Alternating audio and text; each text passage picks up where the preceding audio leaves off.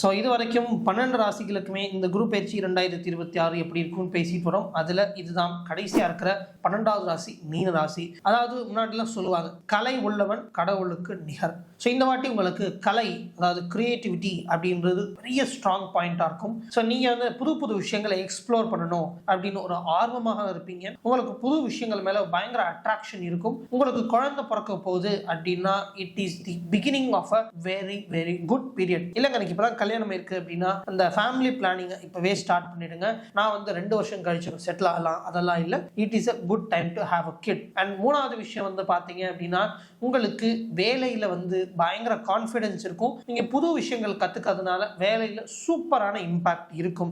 ரொம்ப இம்பார்ட்டண்டா உங்களுக்கு ஒரு பயங்கரமான ஒரு ஜட்ஜ்மெண்டல் கெப்பாசிட்டி அப்படின்றது இருக்கும். நம்ம பண்ண போற விஷயம் எப்படி எஃபெக்ட் இருக்கும் அப்படின்றத உங்களால் முன்னாடி ஆன்டிசிபேட் பண்ண முடியும். ஸோ இதனால உங்களுக்கு கம்பெனில நல்ல பேர் கிடைக்கிறதோ, உங்களுக்கு ப்ரமோஷன் கிடைக்கிறதோ, இல்லை நீங்க ஒரு கைடா இருக்கீங்க, ஒரு கைடன்ஸ் கொடுக்குற நபரா இருக்கீங்க, ஒரு கன்சல்டன்டா இருக்கீங்க அப்படின்னா உங்களுக்கு இந்த வாட்டி குரு பயிற்சி பயங்கர சாதகமாக அமையும்.